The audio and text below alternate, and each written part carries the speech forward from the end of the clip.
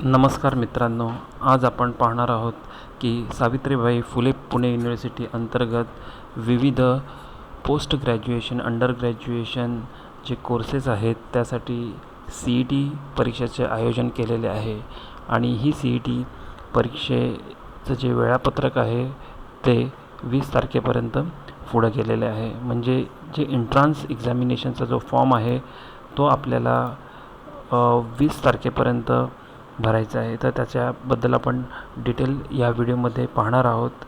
तर आपण पाहू शकता की नोटिफिकेशनमध्ये लिहिल्याप्रमाणे the last date of filling UG application programs 30 April 2025. तर UG ॲप्लिकेशन्स हे आपण म्हणू शकतो की संपलेले आहेत. तर त्याची जी डेट आहे ते संपलेली आहे.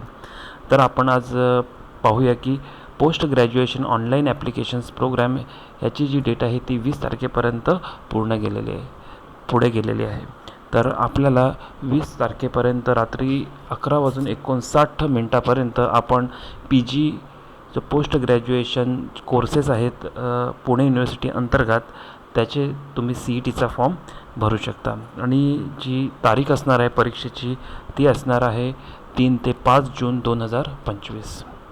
तर आता आपण पाहूया की जो योगा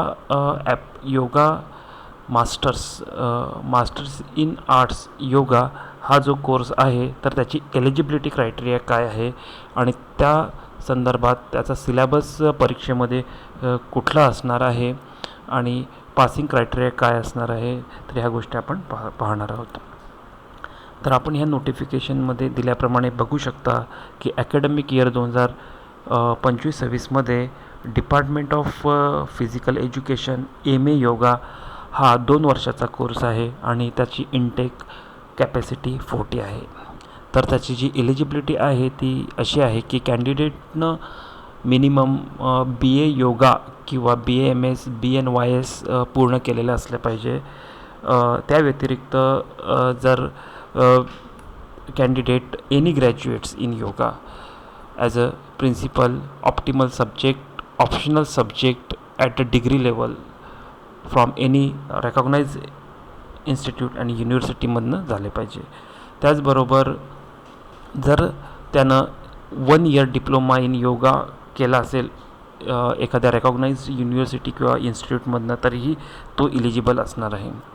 त्याचबरोबर any graduate with at least 3 months certificate course in yoga education जर केला असेल तर ते सुद्धा या MA योगा या पोस्ट ग्रॅज्युएशन कोर्ससाठी इलिजिबल असणार आहे. तसेच any graduate who are completed certificates course Ayush and integrative health of Savitribai Phule Pune university अंतर्गत कोर्स केला असेल तर ते सुद्धा या कोर्ससाठी इलिजिबल असणार आहेत.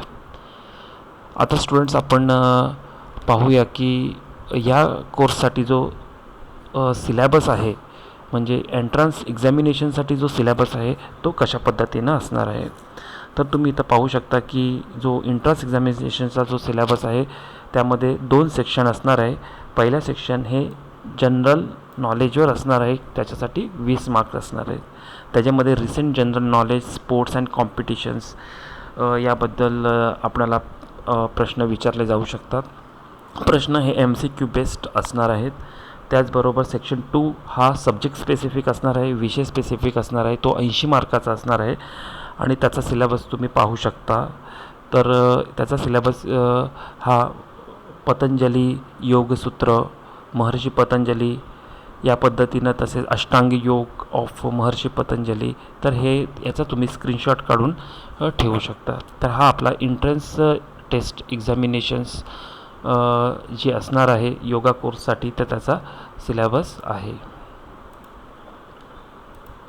त्याचबरोबर स्टुडंट्स तुम्ही या नोटिफिकेशनमध्ये पाहू शकता की MCQ बेस्ड 100 मार्काचा हा पेपर असणार आहे. त्याचबरोबर निगेटिव्ह मार्किंगसुद्धा या पेपरमध्ये असणार आहे.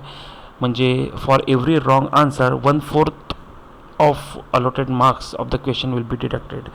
म्हणजे जर तुम्हाला 1 मार्क्स मिळाला असेल आणि तुमचा 1 मार्क चुकला असेल तर तुमचे 0.25 मार्क्स त्याच्यामध्ये कट होतील. तर या गोष्टीचंही आपल्याला लक्षात ठेवायचं आहे परीक्षेसाठी. तर हा अत्यंत महत्त्वाची अपडेट्स पुणे युनिव्हर्सिटी अंतर्गत आपण देत आहोत. तर सर्वात महत्त्वाचं तुम्हाला लक्षात ठेवायचं की 20 तारखेपर्यंत तुम्ही ह्या पोस्ट ग्रॅज्युएशन कोर्ससाठी फॉर्म भरू शकता. त्याचबरोबर त्या परीक्षेची तारीखही तुम्हाला सांगण्यात आली की 3 ते 5 जूनच्या दरम्यान ती परीक्षा होणार आहे.